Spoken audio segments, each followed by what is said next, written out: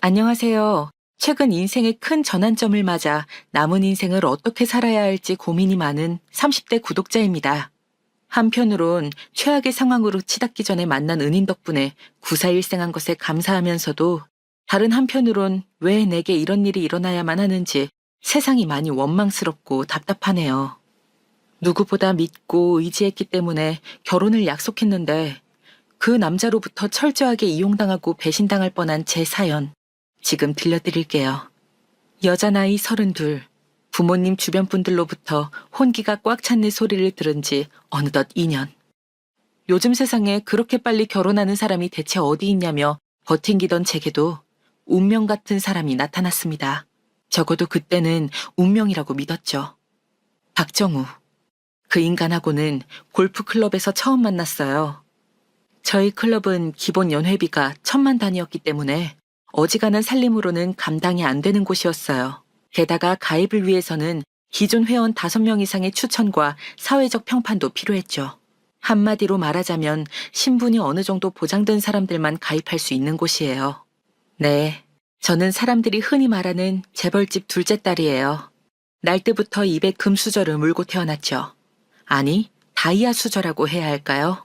계절마다 머무는 별장이 전국 곳곳에 있을 정도였으니 결코 평범하다고 할 수는 없었죠. 저희 3남매를 끔찍이도 아끼는 부모님 덕분에 어린 시절부터 지금까지 과분한 생활을 계속해올 수 있었네요. 저는 아파트에 살아본 적이 없어요. 언제나 담벼락이 높고 봄, 가을마다 새로운 꽃이 풍성하게 피어나는 마당 넓은 집에 살았죠. 어린 시절부터 최근까지 쭉 살던 집은 서울 땡땡동에 있었어요. 하나같이 2미터는 훌쩍 넘는 담벼락으로 둘러쳐진 집들이 모여있는 동네예요. 그땐 몰랐지만 꽤 유명한 동네라고 하더라고요. 은퇴한 정재계 인사나 퇴역 장군들이 많이 사는 동네라나? 현역에 계신 분들이 명절 인사를 올 정도라는 사실을 얼마 전에야 알았네요. 매일 친근하게 인사해 주시고 티타임을 갔던 이웃집 아저씨 아주머니들이 그렇게 대단한 사람일 줄 누가 알았겠어요. 그런 동네에서 자란 덕분에 사귀는 친구들도 다 대단했어요.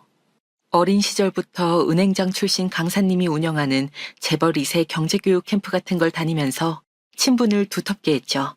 우리가 커서 나라 경제에 이바지할 사람이 될 거라는 사실을 어린 시절부터 배운 거예요. 한편 저희 부모님은 제가 그런 생활에 너무 젖어드는 걸 경계하신 모양이에요. 제가 쓸 수 있는 한도 무제한의 카드를 주시기보다는 제 앞으로 적금을 넣거나 주식을 넣는 것으로 본인들의 사랑을 대신 보여주셨어요. 대신 적당한 용돈을 매달 월급처럼 받았답니다. 동네 친구들에 비해서는 적은 금액이었지만 또래 평균 용돈보다는 월등히 높은 금액이었을 거예요. 사립고등학교를 졸업하고 대학에 갓 입학했을 때 제가 막연히 생각하고 있던 것보다 저희 아버지 어머니가 대단한 분들이란 걸 깨달았어요. 여기 최진주 학생 있나? 강의 중인 강의실 문이 벌컥 열리면서 누군가 제 이름을 부르시는 거예요. 강의 중이신 교수님께 죄송스럽고 또 제 이름이 불렸단 민망한 마음에 얼굴이 빨개지면서 손을 들었어요. 저 여기 있습니다.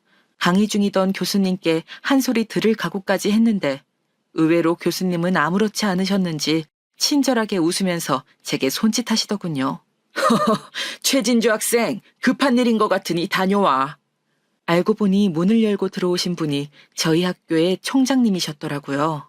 그것도 모든 교수님들의 존경을 한 몸에 받으시는 진짜 멋진 총장님이요. 그제야 인자하게 미소를 보이시던 교수님의 태도가 이해가 갔어요. 저 혹시 무슨 일인지 먼저 알 수 있을까요? 깨끗하게 잘 닦인 복도를 따라 말없이 걷던 제가 여쭈었어요. 그러자 총장님은 웃으면서 제게 이렇게 말씀하시더라고요. 일단 총장실에 가서 이야기하지. 저는 혹시나 제가 저도 모르게 잘못한 게 있는지 두근거리면서 총장님을 따라 걸었어요. 그리고 도착한 총장실에는 반가운 얼굴이 앉아 있었는데요.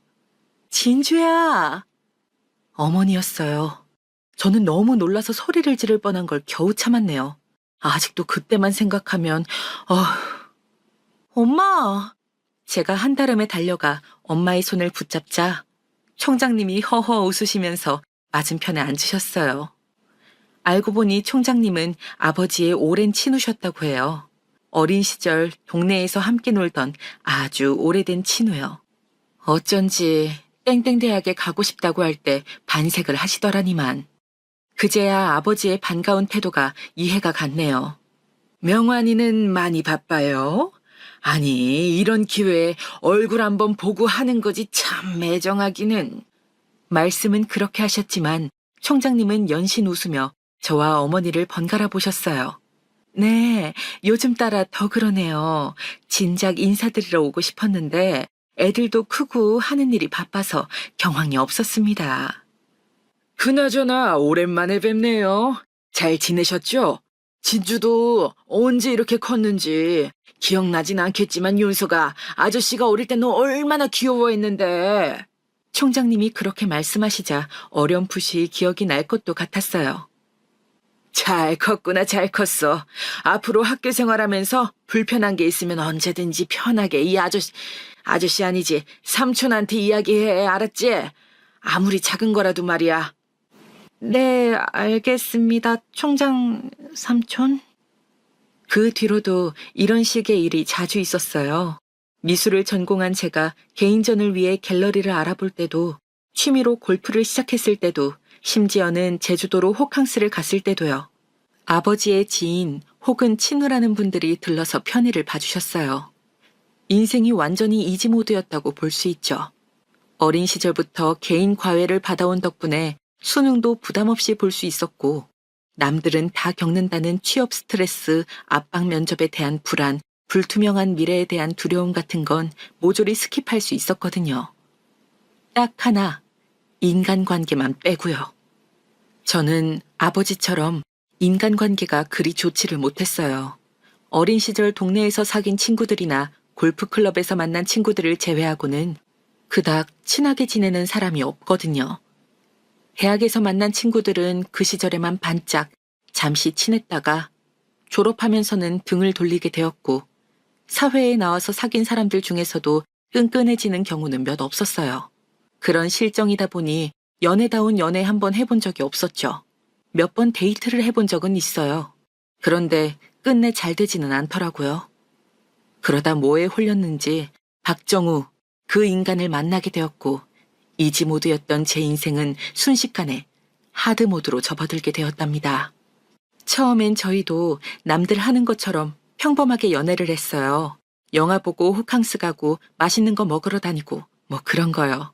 워낙에 친구 없는 외로운 삶을 살았다 보니 부모님 외에 이렇게 의지가 되는 사람은 처음이었어요.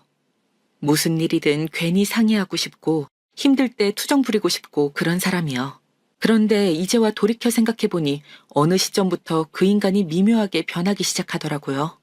데이트 비용 계산을 제게 슬쩍 미룬다거나 제가 가진 유동 가능한 현금을 슬쩍 떠본다거나 그런 거요.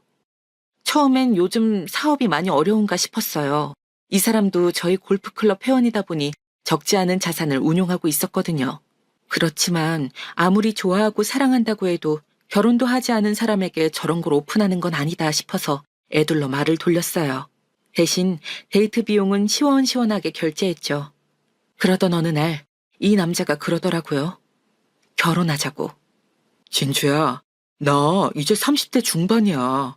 진주도 30대가 되었고 언제까지 애들처럼 연애만 할 순 없는 노릇이잖아. 우리 서로 좋은 마음 가지고 있고 살림을 합치기에 경제력이 부담되는 것도 아닌데 더 미룰 필요가 있을까? 같이 살면 우리 가족을 위해 최선을 다하는 남자가 될게. 나랑 결혼해줘. 뭔가 사랑에 죽겠어서 하는 결혼이 아니라 때 되었고 마침 옆엔 네가 있으니 나랑 결혼하자 같은 느낌이었지만 뭐 어때요. 다른 건 몰라도 이 외로운 세상 함께할 사람 하나 있으면 좋겠다 싶더군요. 게다가 이 인간이 지금은 좀 힘들어 보이지만 결코 능력이 없는 사람은 아니었거든요. 믿고 갈만하다고 생각했죠. 그래서 덜컥 청혼을 받아버렸어요. 그 뒤로는 일사천리였어요. 마치 미리 준비라도 한 것처럼요. 시댁 식구들에게 인사드리러 갈 날짜도 잡고 저희 집에 인사드리러 올 날짜도 잡고 아, 결혼은 한쪽이 밀어붙여서 정신없이 흘러가야 된다더니 그게 이런 뜻이구나 싶더군요. 그렇게 시댁에 인사를 드리러 가기로 한 날이었어요. 원래는 박정우 그 인간이 데리러 오기로 했었는데 저를 맞이하기 전에 해결해야 할 중대한 일이 있다면서 자기 운전기사를 보내주더군요. 조금 서운했지만 어쩔 수 있나요? 사업하는 사람인데. 그럴 수도 있죠. 저는 나를 미루자고 해봤지만 조금만 시간을 주면 해결할 수 있다면서 걱정 말고 오라더라고요. 일단 알겠다고 답장을 보내고 기사님을 기다리는데 자꾸만 마음이 싱숭생숭했어요. 이게 맞나 싶은 거죠. 결혼하기 전에 우울증이 그렇게 온다더니 나도 다를 거 없구나 하고 아무렇지 않은 척 넘겨보려고 했어요. 그러다 기사님이 도착하시고 저는 남편이 보낸 차에 탔죠. 몇 번인가 오며 가며 뵌 적이 있는 분이라 마음이 불편하진 않았어요. 안녕하세요, 사모님. 강남 본가로 모시겠습니다. 네, 기사님, 안녕하셨어요. 잘 부탁드려요. 축하드립니다. 기쁘시겠어요. 기분이 상한 게 티가 났는지 기사님이 예의상 안부를 물어주시더라고요. 긴장된 마음을 풀어주시려고 그러시나 보다 하고 웃으면서 말을 받았죠. 네, 조금 싱숭생숭하고 떨리고 이상하긴 하네요. 기사님은 어떠셨어요? 결혼하실 때요. 기사님께 아들이 있다는 사실을 알고 있었거든요. 예전에 박정우 그 인간이 집에 돌아가야 하는데 기사님이 아들 학교 행사 때문에 하루 일을 쉬어서 자기가 직접 운전해야 한다고 했던 적이 있었어요. 행복하다는 말로는 다 표현할 수 없을 만큼 행복했죠. 아내는 너무나도 아름다웠고 저는 모든 걸 다 가진 기분이었습니다. 지금 생각해도 눈시울이 붉어지려고 하는군요.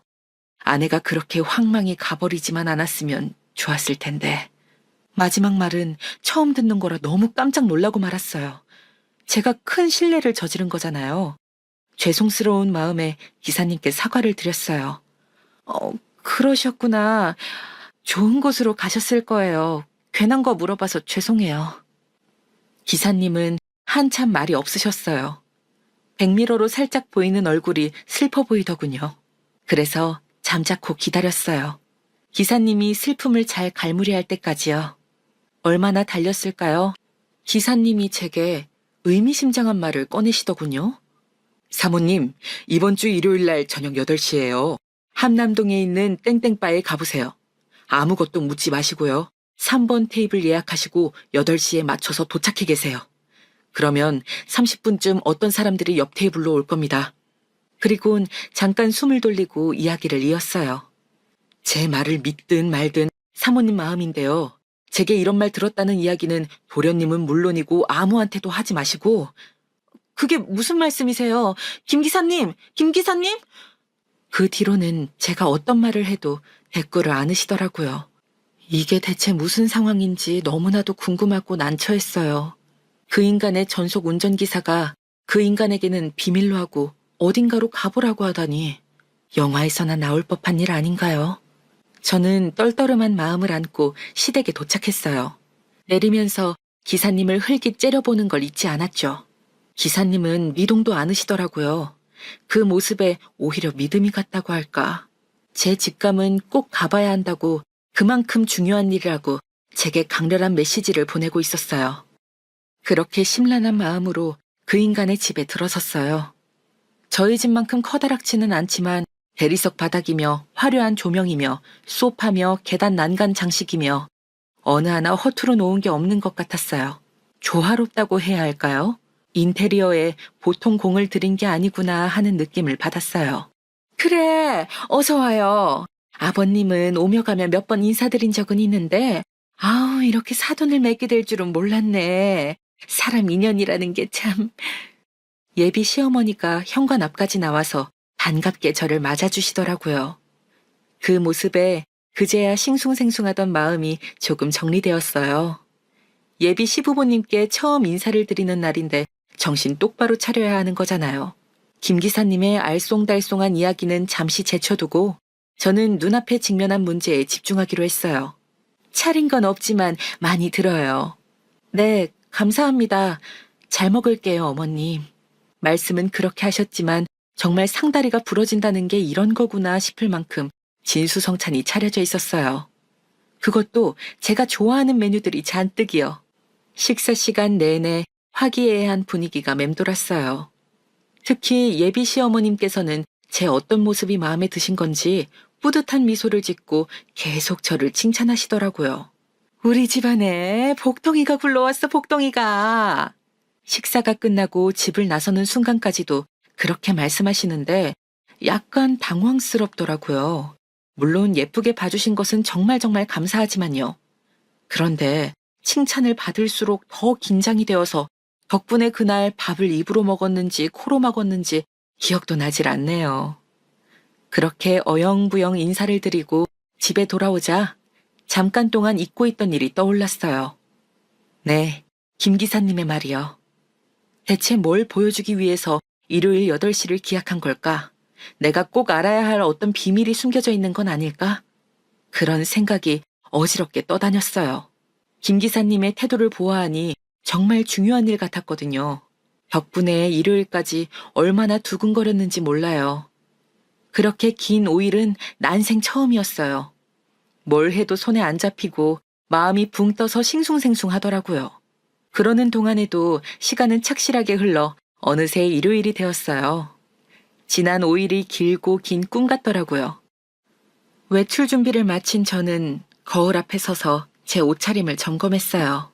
혹시나 저인 걸 들키면 안 되는 상황일 수도 있으니까 평소에 잘 입지 않던 검은색 운동복에 마스크, 두꺼운 뿔테 안경까지 착용했답니다. 겨울이라 다행이었죠. 모자에 목도리까지 둘둘 감을 수 있었으니까요. 그리고 가슴 안주머니에는 어떤 대화가 오갈지 모르니 증거를 녹음하기 위한 녹음기까지 완비. 그렇게 만반의 준비를 마친 저는 택시를 잡아타고 한남동으로 향했어요. 기사님이 말씀해 주신 바는 평소에 지나다니면서 몇 번인가 본 적이 있어 대략적인 위치는 알고 있었어요. 들어가 보는 건 처음이었죠. 떨리는 마음으로 들어선 바는 한산했어요. 듣던 대로 정말 100% 예약제로만 운영이 되는 모양이었어요. 시간은 8시 정각. 저는 미리 예약한 자리에 가서 앉았어요. 앞으로 무슨 일이 벌어질지 몰라 두근두근하는 마음으로 주변을 둘러보았죠. 어두운 조명에 빨간색 커튼이 곳곳에 쳐진 시크릿바. 고급스러운 메뉴판에는 생전 처음 들어보는 종류의 위스키와 와인 이름이 잔뜩 적혀 있었어요. 완전히 문외한은 아닌데도 낯선 것들이 많더라고요. 가격대도 꽤 있는 게 어지간한 사람들에게는 부담스러운 곳이라는 생각이 절로 들더라고요. 그렇게 구경하고 앉아있자 미리 주문한 위스키와 안주가 나왔어요. 물론 먹는 둥 마는 둥 시간만 때우고 앉아있었죠. 긴장으로 다리가 덜덜 떨렸어요. 수상한 티를 내지 않으려고 얼마나 애를 썼던지. 그러다 마침내 30분이 되고 근처에서 기다리기라도 한 건지 그 인간을 비롯한 몇 명이 떠들썩하게 들어오더군요. 저는 혹시나 들킬세라 몸을 잔뜩 움츠리고 고개를 숙였어요. 그리고는 안주를 집어먹는 척 연기하면서 그들의 이야기를 엿듣기 시작했어요. 물론 녹음기를 작동시키는 것도 잊지 않았죠. 박 사장님, 저희 2달 안에 부채 문제 해결되지 않으면 다 죽습니다. 아시죠? 저희만 죽는 거 아니에요. 박 사장님은 물론이고 회장님들까지 싹 다 줄도산이라고요. 정신 똑바로 차리고 처신해 주세요. 아시겠어요? 험상궂게 생긴 남자가 말했어요. 주변 사람들은 동의하듯이 고개만 끄덕이더라고요. 아마 사전에 미리 말을 맞추고 온 것 같았어요. 당황한 것은 박정우 그 인간뿐이었어요. 알죠. 잘 알죠. 알다마다요. 사장님들, 마지막으로 저 한 번만 믿어주세요. 제가 다 해결할 수 있습니다. 이미 작전 돌입했어요. 저 아시잖아요. 지금이야 위기지만 잘해오지 않았습니까? 저만 믿어주세요. 난생 처음 보는 비굴한 말투로 이야기하더군요. 요즘 사업이 많이 힘든 것 같더니만 파산이니 뭐니 이야기가 오가는 지경까지 되다니 조금 심란했어요. 아닌 게 아니라 저 인간 심성은 몰라도 사업 하나는 잘 해왔거든요.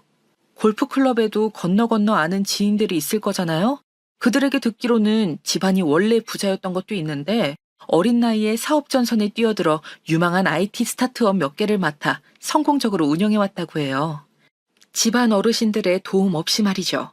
아마 평범한 집에 태어났어도 자수성가했을 거라고 사람들이 말하더군요. 그런 다부진 능력 하나 믿고 결혼을 약속했는데 저런 모습이라니.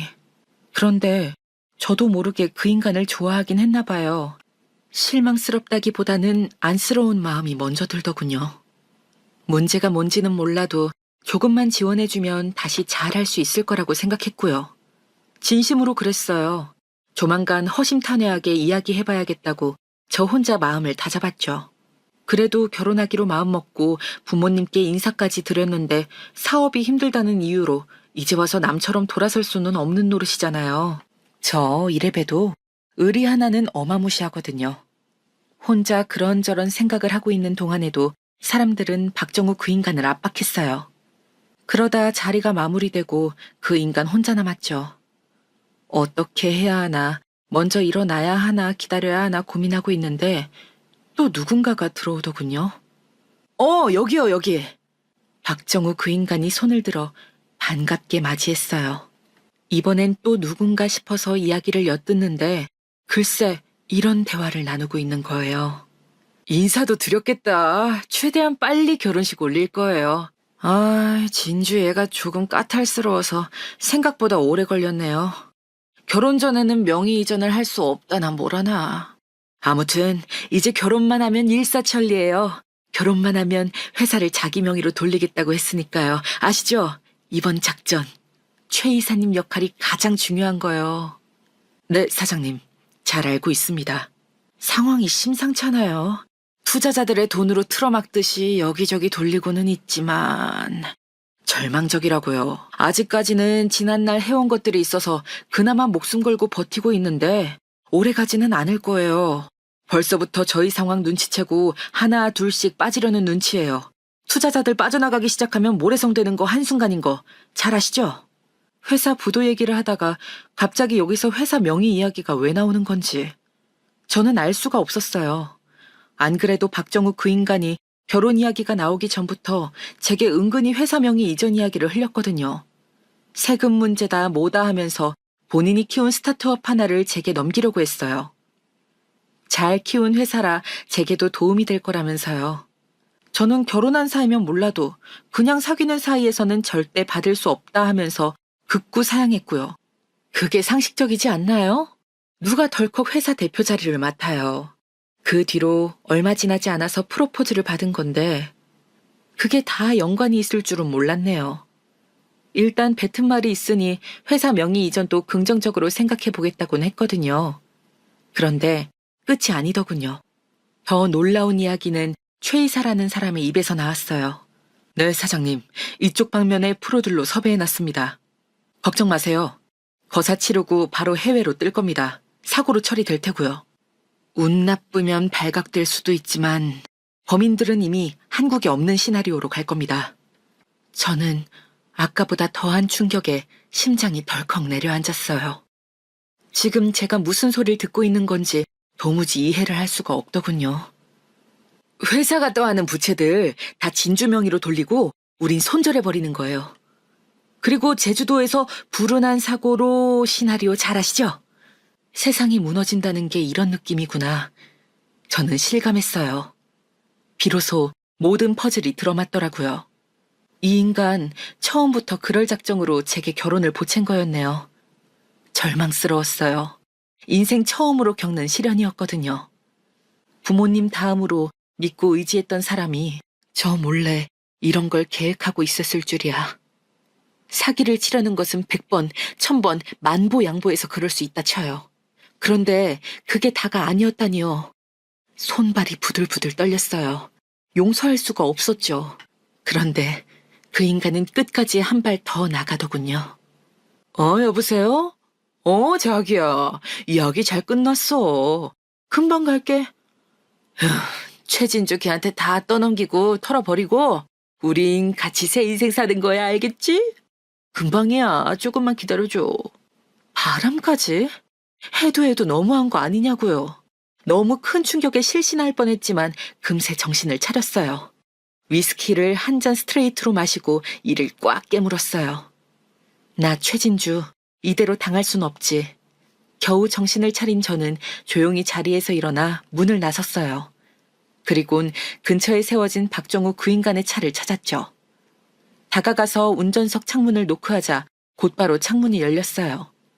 지금은 그 인간이 나올 수도 있으니까 일 다 마치고 곧장 전화 주세요. 저는 제 명함을 건네고 곧장 집으로 돌아왔어요. 늦은 시간이지만 김 기사님은 예상이라도 한 건지 순순히 그러겠노라고 하더라고요. 얼마나 기다렸을까 곧 전화가 왔고 저는 저희 집 주소를 알려드렸어요. 그리곤 집사님께 말씀드려 정성껏 손님을 맞을 준비를 시켰죠. 어떻게 보면 제 생명의 은인이었으니까요. 30분쯤 걸렸을까요? 집사님이 김 기사님을 데리고 접객실로 들어오셨어요. 김 기사님은 고개를 푹 숙이고 제 앞에 앉았어요. 마치 본인이 잘못하기라도 한 것처럼 말이에요. 저는 이 사태의 자초지종을 묻는 대신 왜 저를 구해줬는지를 먼저 물었어요. 이분이 음모에 가담했을 거라곤 생각하지 않았거든요. 그냥 우연히 오며 가며 알게 된 거였겠죠. 그 사실을 알려주기가 쉽지 않았을 텐데 저는 용기를 내준 것에 오히려 감사했어요. 사실 저희 사장님, 아니 박정욱 그 인간 말종은 제 원수입니다. 그리곤 덤덤히 숨겨진 옛 이야기를 해주셨어요. 저는 아주 어릴 때부터 집안의 운전기사로 살았습니다. 아버지의 대를 이은 거라 일찍부터 진로가 정해져 있었죠. 다른 일은 생각해 본 적도 꿈꿔본 적도 없이 평탄하고 안정적이었습니다. 사실 월급도 적지 않고요. 운전하는 시간이 대중 없다는 것만 빼면 어려울 거 없는 일이었습니다.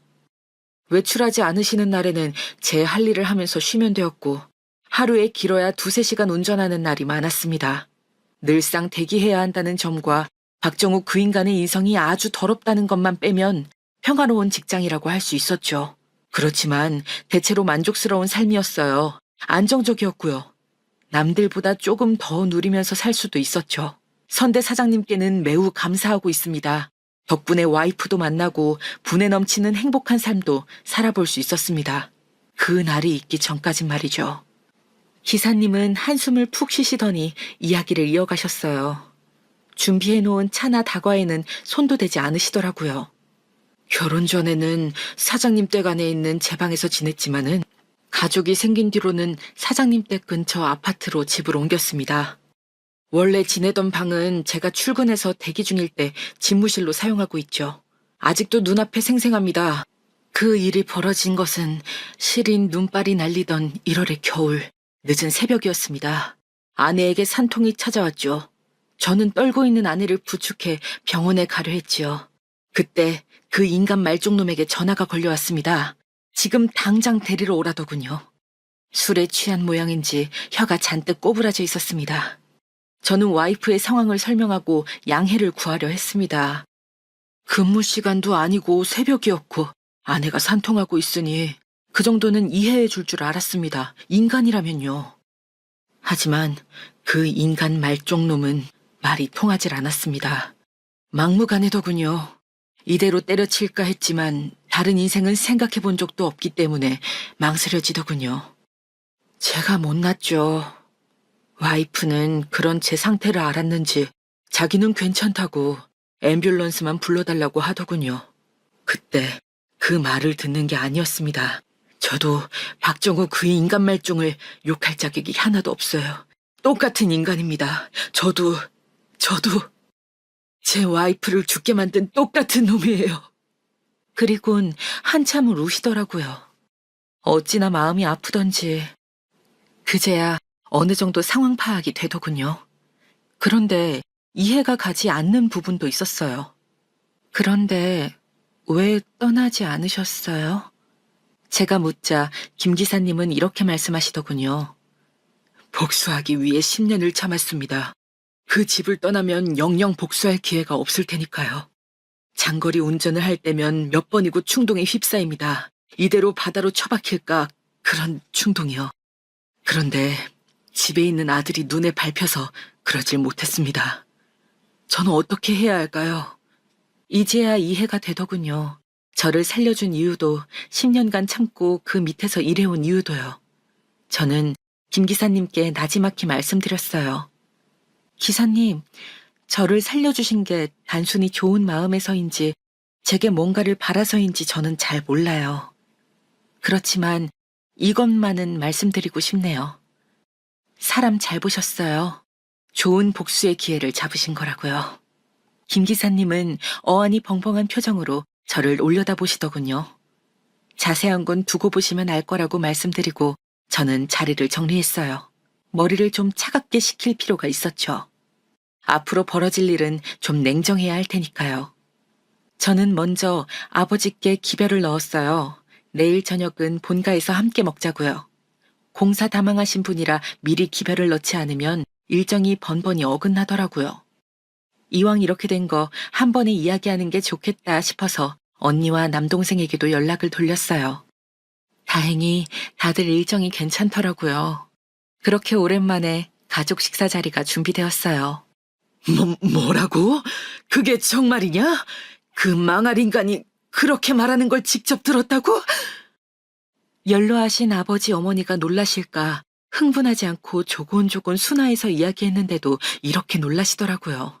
마음이 찢어지는 것 같았어요. 천하에 이런 불효가 또 없을 것 같아서요. 그런데 불행 중 다행이랄까요? 저희 가족은 성격이 모두 비슷비슷해요. 감정적이보다는 늘 냉철하고 이성을 유지하려고 애쓰죠.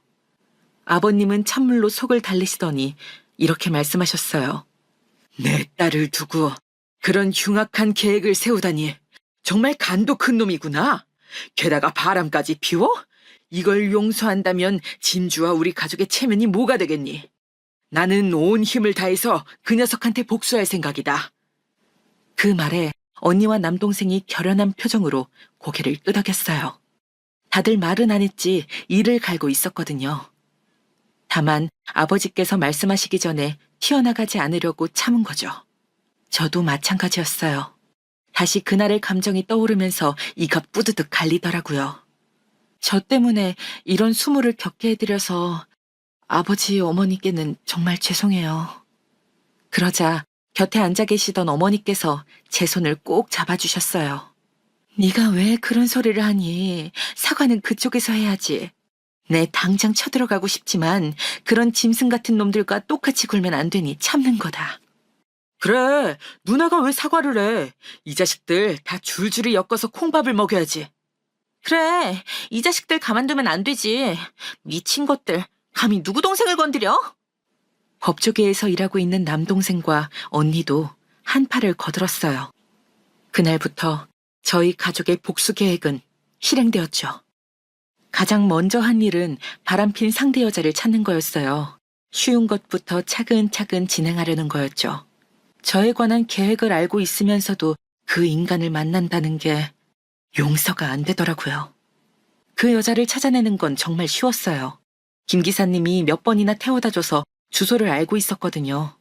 저는 집에서 일하시는 분께 말씀드려 곧장 그 여자를 모셔왔어요. 정중하게요. 그리고 자초지종을 들었죠. 뭐 들으나 마나 뻔한 얘기였어요. 유흥업계에 종사하는 분이셨고 그 인간은 단골 중에 단골이었다. 뭐 그런 이야기요. 자기가 책임을 질 테니 일도 때려치라고 했다나요? 뭐 워낙에 허세가 심한 인간이라 회사에 관한 이야기나 저에 관한 이야기도 많이 했다는데 믿지는 않았다네요. 당연히 거짓말인 줄 알았다고. 실제로 업소에 오는 남자들 중에 그런 이야기를 사실처럼 떠벌리는 사람이 아주 많다고 해요. 자기가 뭐 대단한 사람이라도 됐냔 말이에요. 그냥 매달 매상도 어마어마하게 올려주고 거기다 따로 용돈까지 챙겨주니까 가만히 듣고만 있었대요. 아무 생각 없이요. 정말 기가 막히고 코가 막히죠. 저는 좋은 말로 그분을 설득했어요. 당장 방 빼고 핸드폰 번호도 바꾸고 아무도 모르는 곳으로 이사 가시는 게 좋을 거라고요. 당신 이름을 다시 듣는 날엔 큰 사단이 날 것 같다는 말도 단단히 일렀어요. 물론 제 동생이 검사인 것도 좀 자랑했죠. 어찌나 자기 누나를 끔찍이 아끼는지는 덤으로요. 그렇게 첫 번째 문제는 해결을 했어요. 그 다음으로 해결할 문제는 소위 전문가를 섭외했다는 최이사겠죠. 이쪽은 그 죄가 너무 무거워서 저 정도로 넘어갈 생각은 결코 없었어요. 어떻게 해야 할까 고민하고 있는데 마침 좋은 소스가 떠오르더군요. 그 인간 경마 중독자였어요. 그걸로 날려먹은 돈이 적잖이 있더라고요. 회사 공금에도 손을 댄 것 같고요. 김 기사님 말로는 그게 약점이 되어서 일을 공모한 것 같다고 하더라고요. 저는 먼저 최 이사를 회사 밖으로 끌어냈어요. 박정우 그 인간과의 연결고리를 끊을 필요가 있었거든요. 남몰래 사귀던 애인은 물론이고 그런 추잡한 계획을 공모하던 사람이 갑자기 사라지면 박정우 그 인간은 어떻게 반응할까요? 궁금하더군요. 저는 동생과 함께 그 인간의 회사로 찾아갔어요. 사무실로 들어닥친 건 아니고 급한 용무가 있으니 잠깐 내려와 달라고 직통전화로 정중하게 부탁을 했죠. 물론 저에게 전화가 온 건 비밀로 하는 게 신상에 좋을 거라고 또 당부를 했죠. 한 5분쯤 기다렸을까요? 사색이 된 최 이사가 헐레벌떡 내려오더군요. 제게 지은 죄가 있어서 그런지 신세계 조치를 못했어요. 저는 먼저 운을 뗐어요. 그 인간 만나는 여자가 있더라고요. 아마 요즘은 연락이 안 될 텐데 뭐 들은 소식 없으세요? 저는 최 이사가 이 사실까지 모조리 알고 있다는 가정하에 말을 꺼냈어요.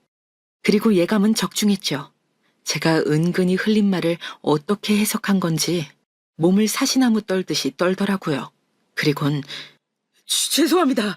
제가 죽을 죄를 졌습니다. 바로 무릎을 꿇더라고요. 아마 그 여자를 제가 어떻게 한 거라고 착각한 모양이지만 굳이 그 오해를 제가 풀어줄 필요는 없겠죠? 저는 보는 눈이 많은 곳에서 추잡하게 굴지 말고 얼른 일어나시라고 체근했어요. 그러자 또 바로 벌떡 일어나더라고요. 그러고 있는 꼴을 보니까 너무 화가 치밀었어요. 감히 그런 추잡한 계획을 꾸미다니요. 제가 아니었으면 누구든 그대로 당해버렸을 거잖아요. 저는 그 인간을 골목으로 끌고 가서 녹음 파일을 틀었어요. 네, 그 추잡한 계획이 그대로 담겨있는 녹음본이요. 네, 사장님. 이쪽 방면에 프로들로 섭외해놨습니다. 걱정 마세요.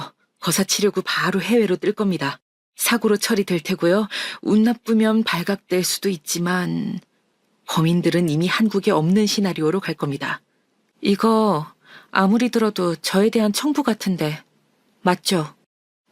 이거 어쩌죠? 제가 다 알아버려서요. 이쪽에서도 프로를 고용하는 수밖에 없을 것 같은데. 그러자 최 이사는 거의 울 지경이 되어서는 몸을 벌벌 떨었어요. 그 꼴이 너무 보기 싫어서 정강이를 구두 끝으로 힘껏 차버렸어요. 그리고 뺨을 올려붙였죠.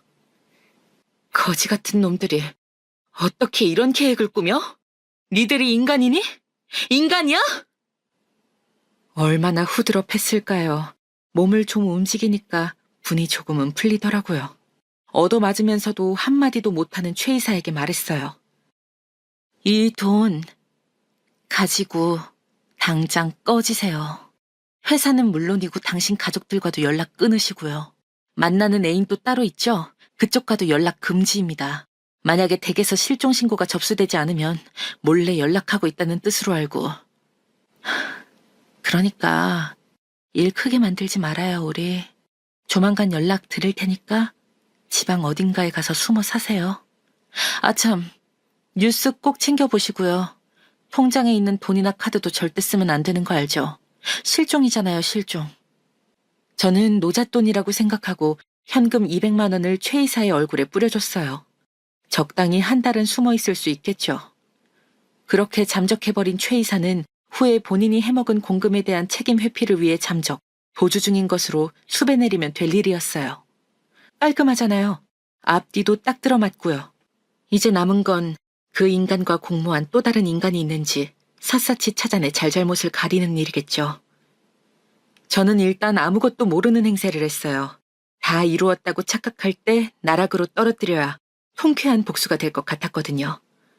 그 뻔뻔한 낯짝을 보고 웃어야 한다는 게 괴롭긴 했지만 어쩌겠어요.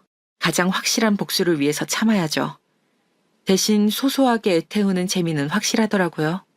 회사 명의 변경에 혹하는 듯 연기하다가 다음 날에는 또 못하겠다고 하다가 그런 식으로요. 아주 안달을 내더라고요.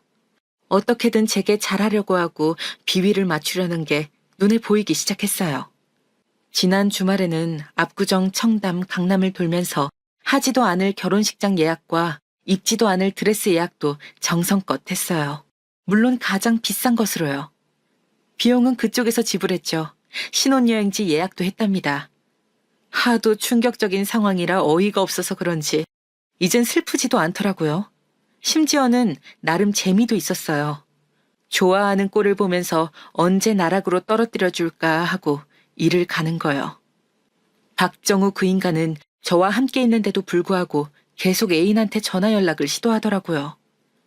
최 이사한테도 연락을 하려는 것 같았고요. 물론 받을 리가 없겠죠.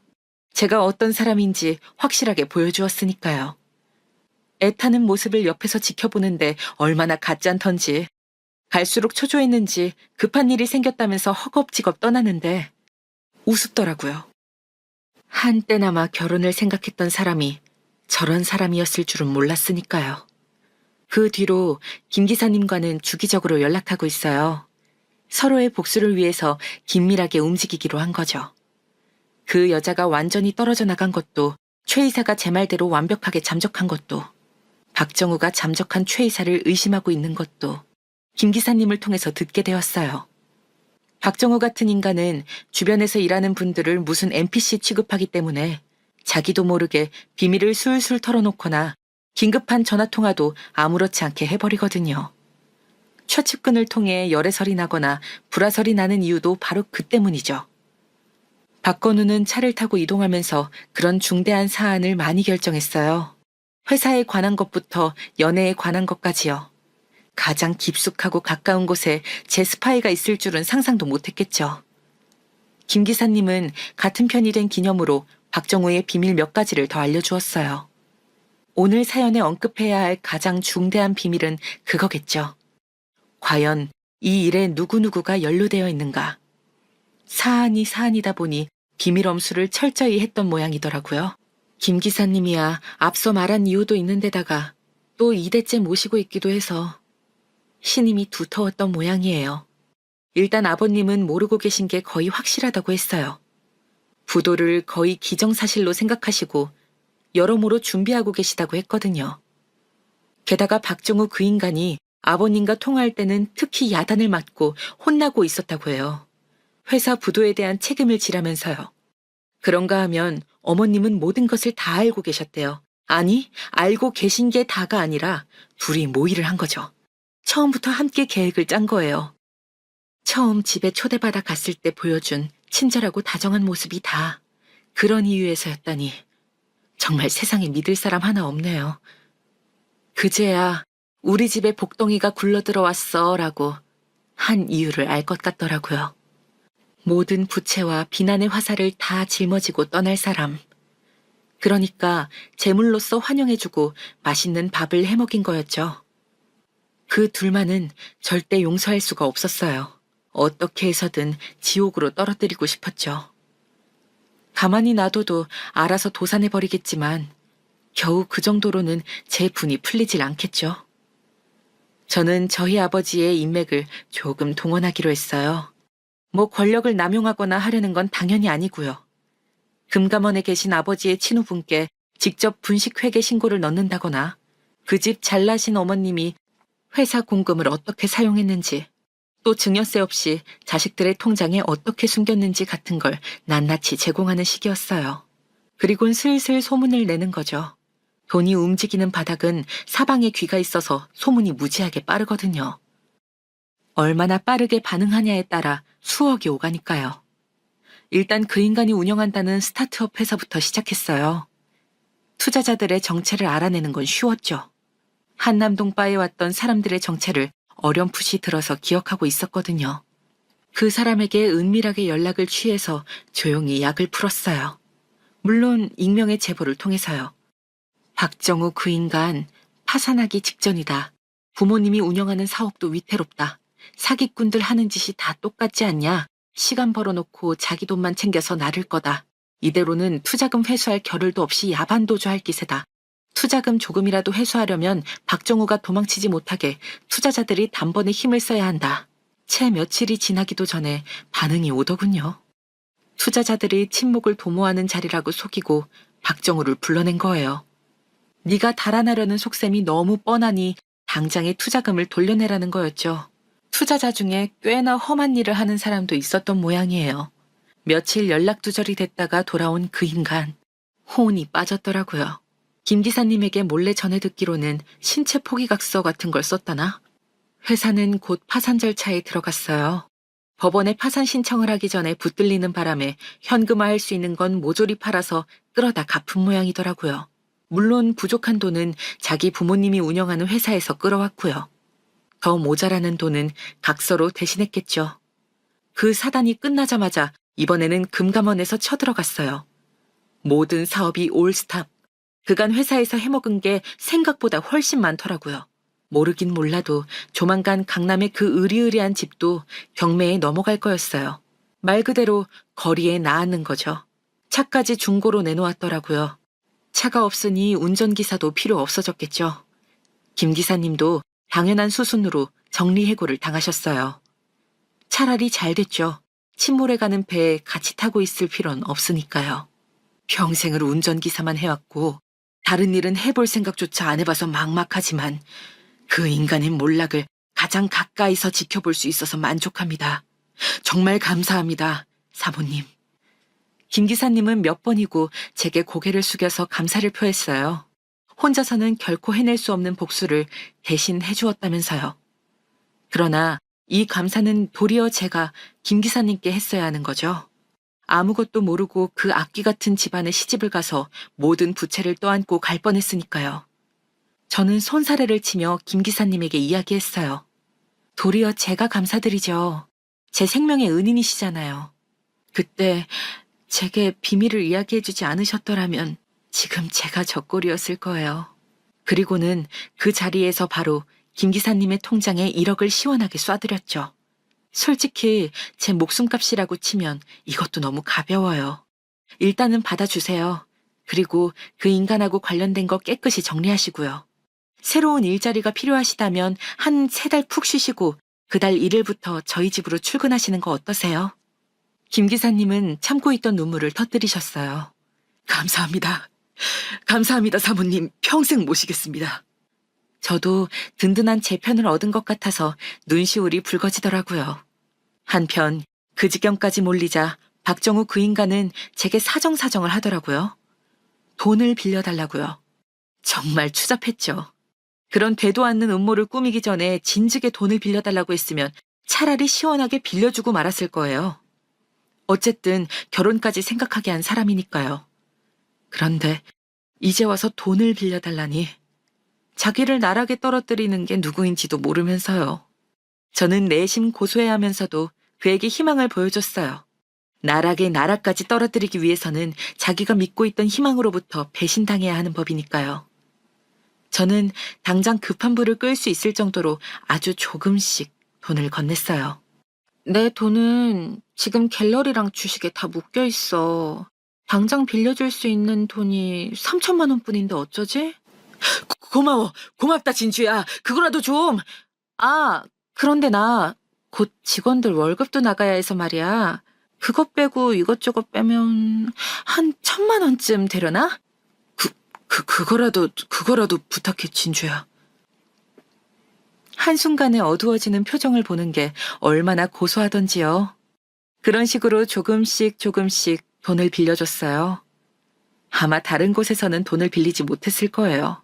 골프클럽 회원들 사이에다가도 이미 소문을 다 풀어놨거든요. 처음 몇 번은 동정과 의리로 돈을 빌려주는 사람도 있었겠지만 제가 득달같이 찾아가서 상황을 설명하고 입막음을 한 덕분에 2번, 3번으로 이어지지는 않았어요. 사람이 산채로 말라간다는 게 어떤 건지 아시나요? 제가 구해준 단칸방에서 말라가고 있는 그 인간의 가족들을 보면서 저는 안쓰러움보다는 분노를 느꼈어요. 하마터면 제가 이 꼴이 날 뻔한 거잖아요. 아무것도 모르고 순진하게 가족이라고 믿었던 사람에게 배신당한 채로요. 물론 저야 아버지께서 어떻게든 해결해 주셨겠지만요. 일주일에 한 번 마트에서 장을 봐가지고 그 단칸방에 갔어요. 아껴 먹으면 딱 5일 정도 먹을 수 있는 양으로요. 하루 이틀은 굶을 수밖에 없었겠죠. 그런데도 아무 불평도 하지 못하더군요. 그렇게 2달쯤 지나자 눈에 생기가 사라지더라고요. 이 정도면 저에 대한 복수는 충분히 한 것 같아서 먹고 살 구멍만 열어주기로 했어요. 어머님, 제가 가진 능력이 보잘것없어서 크게 도움이 못 되어드린 것 같아요. 죄송해요. 그런데 언제까지고 제가 이렇게 도와드릴 수도 없는 노릇이고. 아이고, 세아가. 네가 우릴 포기하면 우린 이대로 다 굶어 죽는다.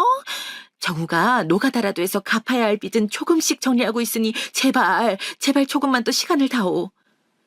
저는 이쯤에서 거절하기 힘든 제안을 건넸어요. 저 사람 일용직 노가다 나가는 것도 보기 힘들고요. 해서 요 언덕 위에 작은 편의점 하나 인수할까 해요.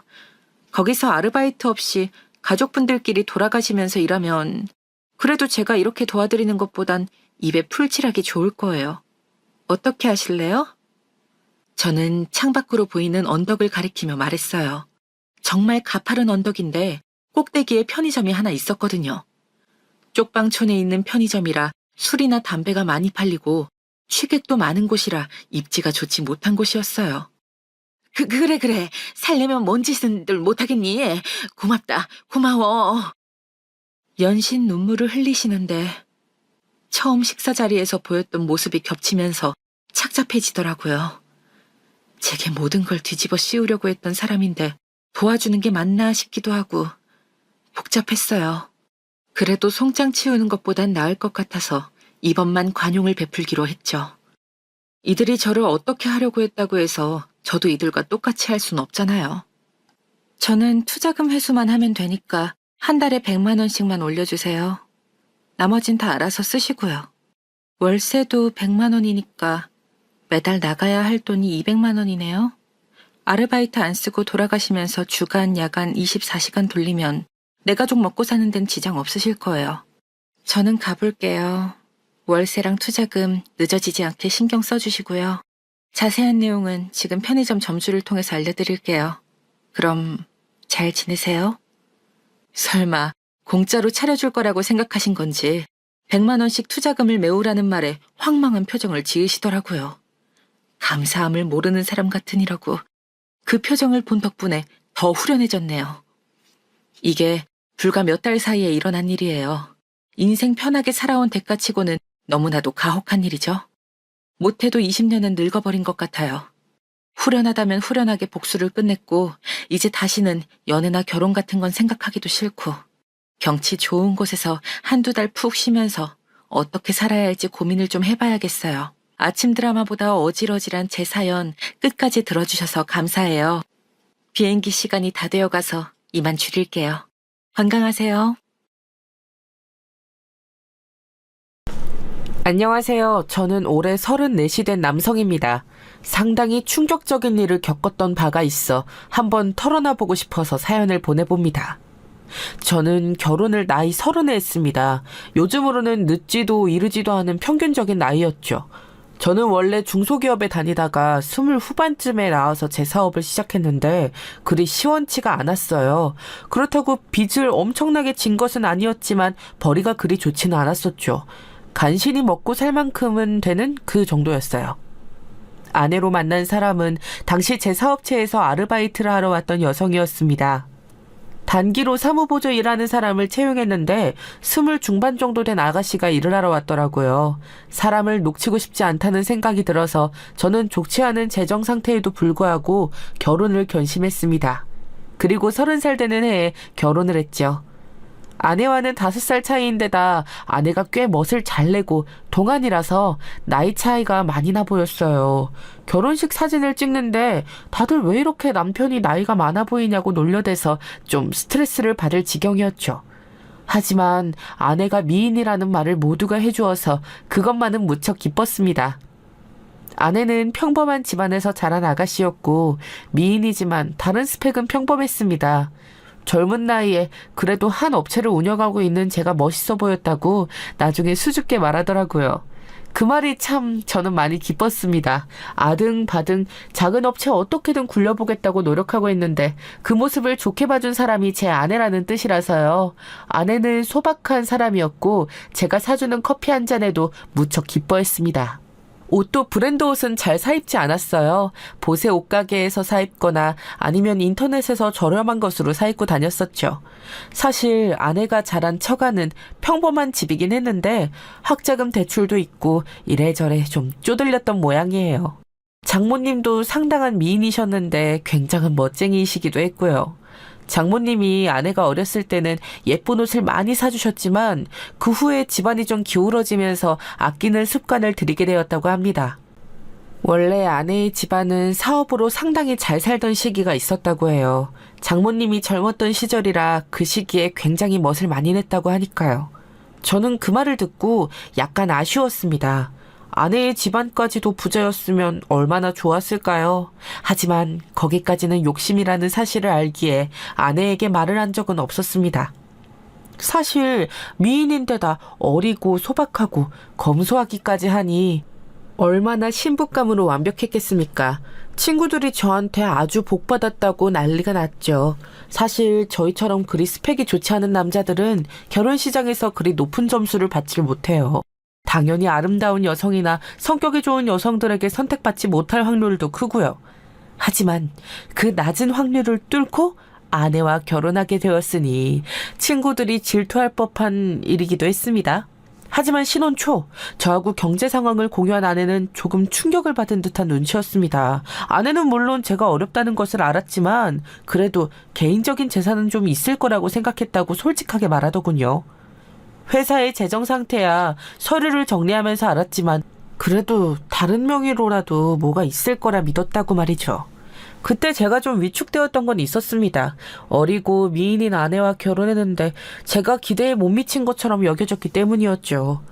신혼 초에 그래서 저는 당연히 월세집을 마련해 두었고 거기에서 신접 살림을 꾸밀 것이라 생각하고 있었습니다. 하지만 아내는 결혼 후 그 월세집에서 생활하면서 다소 불만족스러워 보이더군요. 매달 빠져나가는 월세나 집주인 눈치를 보며 벽에 못도 박지 못하고 인테리어를 제대로 할 수도 없다는 사실이 아주 못마땅한 것 같았습니다.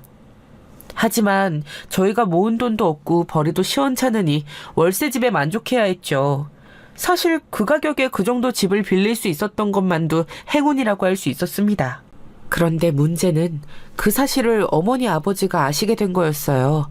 저는 한 달에 한 번 정도 저희 집에 들러서 어머니 아버지께 식사를 대접하고는 했습니다. 아니면 집에 가서 먹더라도 선물을 사들고 가든가 용돈을 드리든가 했었죠. 원래 결혼하고 나서는 아내와 함께 가서 부모님을 뵈었는데 어느 날은 아내가 좀 삐져서 제 말에 대답도 안 하는 겁니다. 이유는 기억나지 않을 정도로 사소한 것이었어요. 그런데 결정적으로 그 주 내내 아내는 벽에 못을 박아서 액자를 걸고 싶다고 저를 졸라대다가 결국 기분이 불쾌해져 있는 상태였죠. 그러다가 다른 사소한 일로 화를 내면서 삐져서는 제 말에 대답도 안 하고 함께 저희 집에 가야 하는 시간인데도 혼자 벌떡 일어나서 나가버린 겁니다. 솔직히 그때는 너무 어안이 벙벙했는데 지금 따라 나가서 달래면서 저희 집으로 데리고 가면 앞으로 아내의 버릇이 너무 나빠질 것 같다는 생각이 들더라고요. 사실 결혼 후 아내가 그리 순하지만은 않다는 사실을 알게 되어서 더욱이나 그런 생각이 들었습니다. 결혼하고서 하루 이틀 살 것도 아닌데 아내하고의 기싸움에서 져서는 안 된다는 생각도 있었고요. 그래서 저는 아내를 따라 나가지 않고 그냥 혼자서 저희 집으로 갔습니다. 그런데 당연히 이 상황에 부모님이 아내는 어디를 갔는지를 여쭤보시잖아요. 그래서 저는 그냥 솔직하게 대답했죠. 아내가 월세인 것도 잘 알면서 괜히 벽에 못 박지 못한다고 화를 냈다고요. 저는 아내가 너무 이상한 곳에 화를 낸다고 일종의 하소연을 한 거였는데 부모님은 이걸 다르게 받아들이셨던 모양입니다. 그러니까 저희가 돈이 없어 집을 못 사니 아내가 그걸로 스트레스를 받는다고요.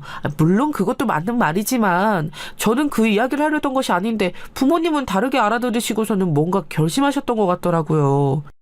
그 다음 주였나 결국 제가 아내의 삐짐을 이기지 못하고 달래주었더니 아내는 또 금세 풀려서 지난주에 시댁에 같이 못 갔으니 같이 가자며 저한테 안기고 애교를 부렸습니다. 어리고 예쁜 아내가 애교 부리는데 안 넘어갈 남편이 있나요? 게다가 신혼인데요. 저는 허허 웃으면서 좋다고 하면서 저희 집으로 아내와 같이 갔죠. 게다가 저희 집에 부모님 뵈러 가는 것인데 나쁠 일이 없었습니다. 그런데 저와 아내가 가서 함께 저녁을 먹고 대화를 하다가 갑자기 부모님이 서로 눈짓을 하시더라고요. 그러시더니 이야기를 꺼내셨습니다. 내가 그동안 너희가 너무 힘든 게 걱정이 되었었다. 그런데 그동안 아무래도 기회가 닥질 않아서 이야기를 못했는데. 네? 무슨 말씀을요? 너희한테 집 한 채 사주려고 한다. 예? 아니, 아버지 무슨 돈으로요? 저는 너무 놀라서 아버지를 바라봤었죠. 사실 저희 부모님은 큰 돈을 벌지는 못하셨던 분들입니다. 저와 제 동생을 키우는 데는 문제가 없었지만 딱 그 정도였죠. 특별히 호화로운 성장 환경도 아니었고 사치스럽게 살아본 적도 없었습니다. 현재 아버지와 어머니는 지방광역시에 작은 집 한 채가 더 있어서 거기에서 월세를 받아서 생활하셨거든요. 연금 조금 나오는 거랑 합쳐서요. 연세 드신 분들 두 분이 근근히 사실 정도는 되어서 부모님은 딱히 욕심은 부리지 않으셨습니다. 그런데 그런 분들이 갑자기 저희 집을 마련해 주시겠다니 너무 놀라웠죠. 걱정하지 마라. 우리 그 작은 집 하나 있는 거 팔았고 그걸로 조금 모자라서 주식도 팔았다. 그 정도면 모자라기는 해도 너희 집 한 채 정도는 살 게다.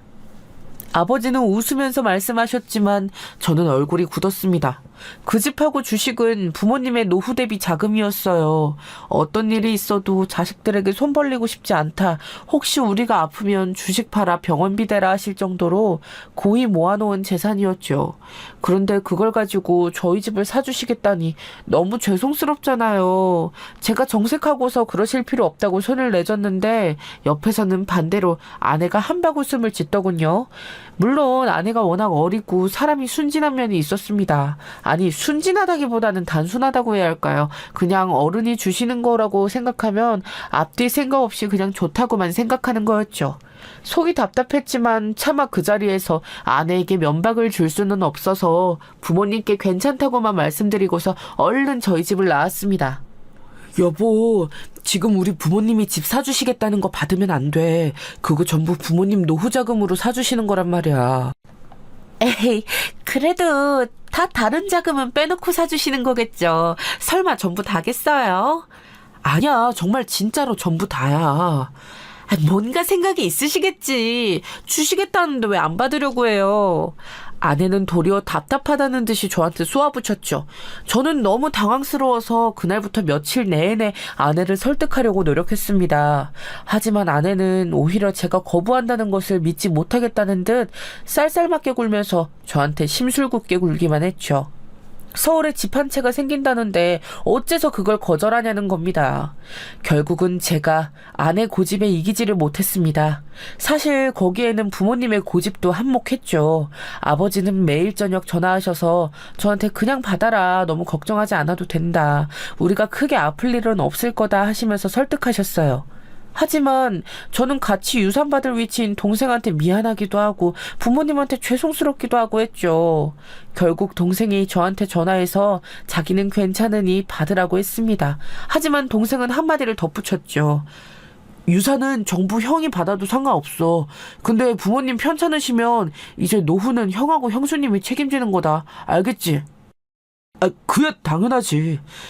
저는 그건 너무 당연하다고 생각했습니다. 사실 부모님 유산이랄 것까지도 없이 노후 자금을 통째로 받는데 모시지도 않는다면 너무 뻔뻔한 거지 않습니까? 그래서 저는 결국 부모님이 노후 자금을 당겨주신 것을 받고 거기에 저희가 모아둔 돈까지 합쳐서 집을 작게 한 채 마련했습니다. 아내는 정말 뛸 듯이 기뻐했고 그 모습에 저 역시 너무나 기뻤었죠. 그 와중에도 제 사업은 그다지 나아질 기미가 보이질 않았습니다. 결혼 전보다 아주 조금 나아지기는 했는데 정말 딱 거기까지였죠. 돈만 막히지 않는다면 그럭저럭 아내와 둘이서 먹고 사는 데는 문제없는 그 정도였습니다. 만약 아이가 생기면 좀 빠듯할지도 몰라서 저는 미리 부업을 검색하고 있었죠. 사실 그때까지만 해도 부모님 노후 걱정은 실질적으로는 하지 않았습니다. 아직 부모님이 편찮으시기에는 상당히 젊으셨으니까요. 그런데 하루는 아내가 쭈뼛거리면서 저한테 말을 걸더군요. 퇴근 후에도 언제나 집에 일거리를 가져와서 하고 있었기 때문에 일하는 제게 말을 걸기가 민망해서 그러는 줄 알았습니다. 그런데 그게 아니었습니다. 여보, 혹시 돈 좀 꿀 수 있을까요? 돈? 왜? 아니, 얼마나? 저는 아내가 갑자기 하는 말에 놀라서 되물었습니다. 아내는 말하기 못내 싫은 눈치였지만 그래도 제가 물어보니까 대답을 안 할 수는 없는 모양이더군요. 아내는 한참이나 한숨을 쉬더니 제게 말했습니다. 사실 우리 엄마가 빚을 져가지고 주식을 잘못했대요. 그걸 갚아줘야 할 것 같은데. 아니, 주식을? 빚까지 내서 하셨단 말이야? 저는 좀 놀랐습니다. 사실 장모님은 그냥 가정주부로 주식 같은 걸 하실 분은 아니실 것 같았어요. 젊은 시절에는 굉장한 멋쟁이의 미인이셨다고 들었는데 지금은 뭐 그냥 그러신 정도였고요. 그래서 아내가 장모님을 닮았다는 이야기도 많이 들었었는데 아무튼 그렇게 주식에 손을 댔고 심지어 빚까지 내서 주식 투자를 하셨다는 게 놀랍더라고요. 보통 가정주부들이 자기 용돈 정도는 주식에 넣어도 빚까지 내서 투자하는 건 쉽지 않은 일이지 않습니까? 제가 놀라는 눈치이자 아내는 한 번 더 한숨을 쉬었어요. 아내도 굉장히 난감한 눈치였습니다. 사실 우리 아빠 사업이 예전에는 잘 되었다가 중간에 기울었다고 얘기했었죠. 엄마는 맨날 그걸 다시 찾고 싶어하는 성향이 있거든요. 이번에 누구한테 말 듣고서 이 주식에 투자하면 분명히 대박 난다고 믿었나 봐요. 뭐 그럴 수는 있지, 그럴 수는. 아내의 말을 듣고 보니까 약간 이해는 가더군요. 처가의 사업은 장인어른이 젊은 시절에 잘 되다가 중간에 꺾였다고 들었거든요.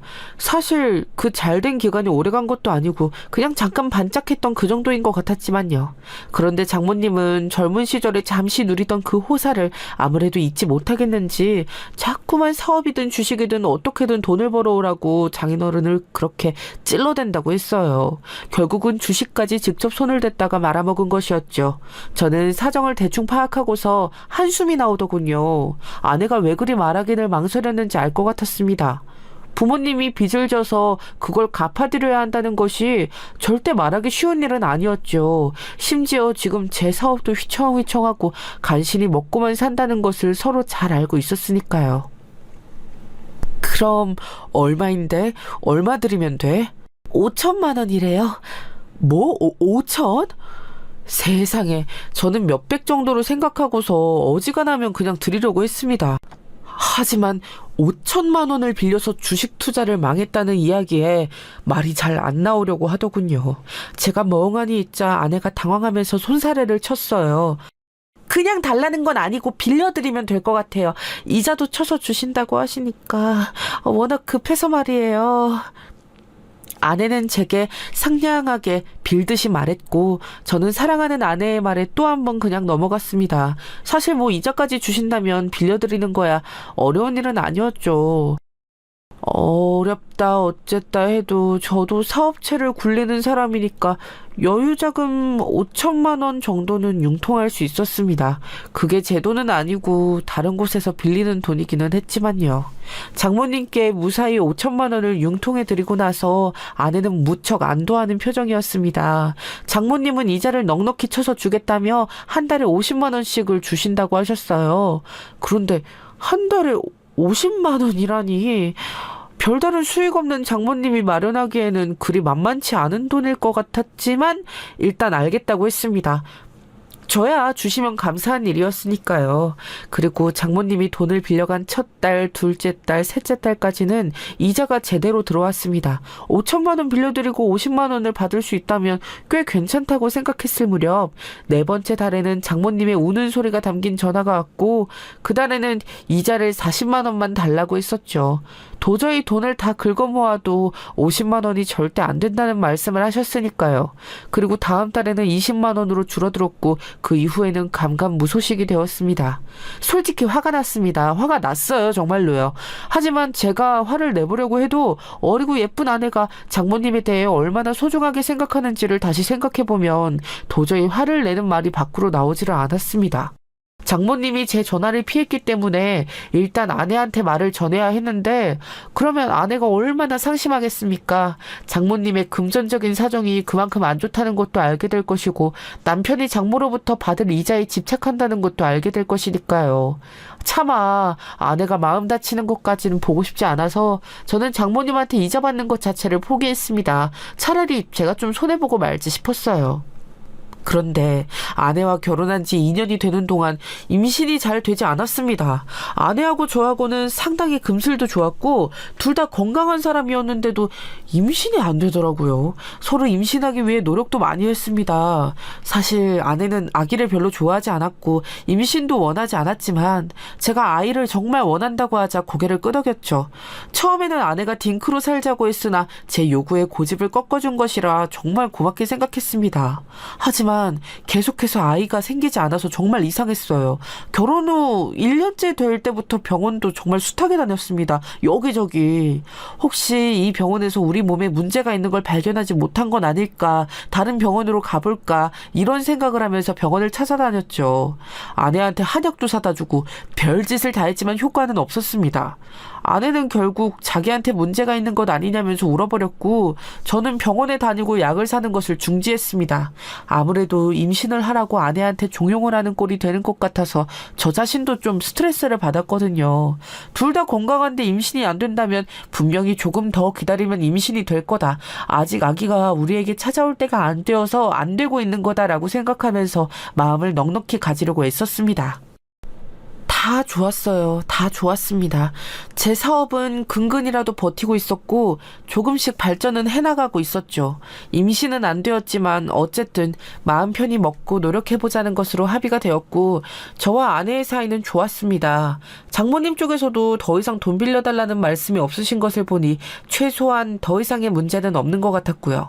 그런데 항상 불행은 갑작스럽게 찾아오죠. 저희 부모님이 갑자기 병을 얻으셨습니다. 어머니는 허리에서 디스크가 터져 수술을 하셔야 했고 아버지는 암을 얻으셨죠. 다행히도 아버지의 암은 초기에 발견하여 잘 치료하면 괜찮을 거라는 진단을 받았습니다. 다만 어머니의 허리 디스크 수술은 상당히 큰 수술이라 오래 누워 계셔야 하는데 아버지가 어머니의 간병을 해주시기에는 상당히 무리가 있었던 겁니다. 두 분 모두 편찮으신데 한쪽이 다른 쪽에 간병을 한다는 것은 도무지 말도 안 되는 이야기였죠. 동생은 원래 부모님과 살고 있었지만 취업하여 지방으로 내려간 상태였습니다. 당시 제가 염치불구하고 동생한테 전화를 하기도 했었어요. 지사에 발령받아 간 상태인 동생이 본사로 돌아오면 집에서 출퇴근하면서 부모님을 모실 수 있었거든요. 제가 전화를 해서 그런 말을 하니까 하지만 동생은 냉정하게 말했습니다. 형, 이런 때를 위해서 부모님 노후자금 받은 거 아니었어? 형하고 형수님이 책임져야지. 지금 부모님 돈 없어서 제대로 된 간병인도 못 데려올 거 아니야. 그래, 그건 그렇지. 솔직히 할 말도 없고 면목도 없더군요. 저는 아직 거기까지는 생각하지 못한 상태였어요. 그저 부모님이 조금 편찮으시구나 딱 그 정도까지만 생각하고 있었죠. 사실 부모님은 노후자금을 저희한테 주시고 나서는 여유자금이 없으셔서 간병인을 부르겠다는 말씀도 안 하셨더군요. 어머니가 수술하시는 동안에는 아내에게 어머니 간병을 부탁했습니다. 아내는 한동안 말이 없더니 수술 기간을 물어보더라고요. 입원하는 기간 자체는 2주였습니다. 제가 그렇게 말하니까 아내는 한숨을 푹 쉬기는 했지만 알았다고 하더라고요. 사실 그 이후에도 회복 기간이 있는데 저는 아내가 당연히 그쯤은 알 거라 생각하고 별다른 말은 하지 않았습니다. 2주 동안 병원에 가서 어머니를 돌봐야 하는 아내의 심기를 거스르고 싶지도 않았고요. 어차피 해야 할 일인데 미리 아내하고 기분 상해봐야 뭐 좋을 일이 있겠습니까. 어머니가 수술하시기 전날 저는 뭔가 기분이 무척 울적해져서 부모님 댁에 소주를 사들고 찾아갔습니다. 아내는 그 전날 컨디션이 안 좋고 감기에 걸렸기 때문에 저 혼자 갔었죠. 부모님하고 둘이서만 이야기할 시간도 필요하다고 느꼈고요. 제가 들어가니 어머니는 허리가 아파서 제대로 펴지도 못하시면서도 얼른 밥에 찌개를 끓여서 내주셨습니다. 이미 연세가 많으셔서 머리도 흰 어머니가 그렇게 거동을 힘들어 하시는 것을 보니 눈물이 나더라고요. 그런데 제가 가만히 보니까 어머니가 쓰시는 가스레인지 안쪽 화구가 불이 잘 안 붙는 겁니다. 어머니 이거 고장났나 본데? 수리기사 부르셔야죠. 그래, 그래야지. 그런데 뭐, 다른 걸로 쓰면 되니까 괜찮다. 어머니는 웃으면서 다른 화구에 올려서 쓰면 된다고 하시더군요. 저는 몸도 편찮으시니 귀찮아서 그러시나 보다 했습니다. 그런데 저희 집 여기저기를 관찰하다 보니 TV도 너무 낡았고 식탁 의자 다리도 삐걱거리는데 그냥 쓰고 계시더군요. 좀 이상했습니다. 그동안은 그저 집에 와서 아내와 부모님과 함께 떠들다가 가는 게 전부였기 때문에 제대로 집안을 둘러보질 못했는데 아내 없이 혼자 와서 보니까 또 다른 게 눈에 띄더라고요. 베란다에 있는 빨랫대도 원래 아래 위로 움직여야 하는데 고장이 나서 안 움직이고 있었습니다. 어머니, 이거 빨랫대하고 식탁 의자 좀 사야 할 것 같은데요. 특히 빨랫대 아예 고장나서 안 움직여요. 그리고 의자도 잘못하면 넘어질 것 같고요. 그래야지. 그런데 저 빨랫대가 좀 비싸야지 말이다. 게다가 식탁 의자도 사려면 의자 전체를 세트로 사야 할 것 같더구나. 낱개로 파는 의자들이 너무 비싸. 아버지는 조금 투덜거리시는 듯한 말투로 말씀하셨습니다. 저는 순간 깨달았죠. 부모님 재정 상황이 여의치가 않은 거구나. 지금 저한테 말씀은 안 하셔도 뭔가 문제가 있구나 하고요. 어머니는 아버지가 그렇게 말씀하신 후 곧 아버지의 옆구리를 찌르면서 눈치를 주셨고 곧 아버지는 입을 얼른 다무셨습니다. 아들한테는 지금 경제 상황을 알리고 싶지 않으셨던 거였겠죠. 그것도 모르고 저는 수술비도 제가 드린다는 말을 하지 않았습니다. 부모님 보험 든 게 있으니까 당연히 거기서 나오겠거니 물어보지도 않았어요. 그런데 나중에 여쭈어 보니까 수술비의 일부만 나와서 꽤 큰 돈을 내셔야 했더라고요. 당시에는 그렇게 부모님이 힘드신 것을 알게 되었으면서도 제 사업이 워낙 힘들어서 그냥 입을 다물고 조용히 있어야 했습니다. 그거 자체가 나중에 생각하니 정말 죄책감도 들고 부모님께 죄송스러웠죠. 어머니의 수술이 진행되고 입원하신 사이 아내는 병원에 가서 어머니 간병을 했습니다. 사실 간병이라는 게 보통 일은 아니죠. 게다가 허리 수술이라서 어머니 거동이 거의 안 되는 상태가 지속된 터라 아내가 해야 할 일이 정말 많았어요. 많이 힘들었을 겁니다. 그래서 아내가 너무 고마웠기에 저는 뭐라도 도와주고 싶었지만 제가 할 수 있는 게 없었어요. 사업이 점점 궤도에 오르기 시작해서 이 기회를 잡으려면 꼭 그 당시에 제가 바쁘게 일에 몰두해야 했습니다. 저도 아내도 너무 힘든 상황이었지만 그래도 이 시간이 지나면 우리 둘 다 행복하게 살고 아기도 낳을 수 있을 거라고 확신하면서 견뎌냈었죠. 그런데 제가 처음으로 아내에 대한 신뢰가 무너졌던 건 정말 예상 외의 곳에서였습니다. 아내가 병원에서 거의 살다시피 하던 그 2주 동안 저는 집에 들어와서 제가 밥을 챙겨 먹고 청소를 해야 했었죠. 그래서 여기저기 돌아다니며 청소기로 집안을 미는데 많이 어질러져 있더라고요. 눈에 띄는 곳은 그래도 정리를 해두었는데 눈에 안 띄는 구석자리가 꽤 물건이 난잡하게 놓여 있어서 열심히 정리를 했습니다. 그런데 거기서 제가 약통 하나를 발견한 게 문제였죠. 바로 피임약이었어요. 저도 아내도 분명히 열심히 아기를 낳기 위해 노력한다고 생각했는데 갑자기 TV 뒤에서 발견된 피임약을 보고서 저는 어지러워졌습니다. 이게 대체 뭔가? 혹시 나하고 아기가 낳기 싫었던 건가? 그럼 이야기를 하지 왜 아이 낳는 것에 동의하고서 노력하는 척을 했을까? 아내는 처음부터 아이를 갖기 싫어했었죠. 하지만 제 설득에 못 이겨서 아기 임신에 함께 노력해왔습니다. 아니, 저는 적어도 그렇게 생각했었죠. 하지만 그동안 제 눈을 피해서 피임약을 먹어왔던 겁니다. 저는 너무 어지럽고 속이 복잡해서 한참이나 그 피임약을 들고서 거실 바닥에 앉아 있었습니다. 아내가 저를 배신한 것 같은 기분에 견딜 수가 없었죠. 한참이나 울렁거리는 속을 진정하면서 속으로 생각했습니다. 그래, 원래 아내는 아기를 가지기 싫어했으니 어쩌면 다시 그런 기분이 된 걸 수도 있다고요. 그동안 노력한 게 전부 거짓이 아니라 그동안은 진짜였지만 요즘 들어서 다시 임신이 싫어진 것일 수도 있다. 그렇게 생각했죠. 적어도 아내와 함께한 시간이 전부 거짓이었다고는 생각하고 싶지 않았던 겁니다.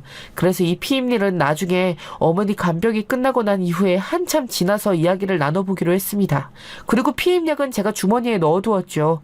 결심은 그렇게 했지만 제 속은 말이 아니었습니다. 여태까지 철석같이 믿었던 아내가 저와 완전히 다른 생각을 하고 있다고 생각이 되었으니까요. 그리고 시어머니의 입원 기간이 끝나갈 무렵 저는 집으로 온 아내를 위해서 밖으로 데리고 나가 외식을 했습니다. 당시 사업이 급 물살을 타면서 갑자기 수익이 늘어나고 있어서 정말 눈코 뜰 새 없이 바쁜 나날을 보내고 있었죠. 피곤해서 쓰러질 것 같았지만 그래도 아내를 위해서 시간을 내어 저녁 식사를 예약하고 먹으러 나갔습니다. 하지만 아내는 뭐가 불만인지 아주 짜증스러운 표정으로 말도 행동도 틱틱거리는 티를 내고 있었어요. 오늘 무슨 일 있었어? 일? 일이야 항상 있지. 어머님이 오늘까지도 아예 움직이실 생각이 없으시니까 내가 화장실 수발까지 들었거든요. 아, 저런. 저는 그 이야기를 듣고 아내한테 너무 미안했습니다. 수술을 하면 줄을 넣어서 소변을 직접 빼낸다는 것 정도는 알고 있었어요. 어머니의 소변통이 넘쳐서 아내가 고생한 적이 있다는 것도 알았습니다. 아무래도 오늘도 그런 게 아닌가 싶어서 저는 제가 마치 죄라도 지은 것처럼 움츠러들더군요. 어머니는 수술 후 무리하면 안 되는 상황이라 아주 조금씩 천천히 움직이는 중이셨습니다. 그런데 아내의 말에 따르면 어머니는 재활 의지가 없으신 것 같다고 아예 힘도 주지 않고 그냥 누워만 계신다는 거였어요. 한 달 정도는 보조기 차고 움직이셔야 하셔서 더 조심하시는 거 아닐까? 우리 엄마가 그렇게 게으른 분도 아니시고. 내 말이 거짓말이라는 거예요? 어쨌든 화장실은 가셔야 할 거 아니야. 보조기도 차고 계시니까 이제 그 정도는 하셔야지. 나더러 뭘 더 어쩌라는 거예요.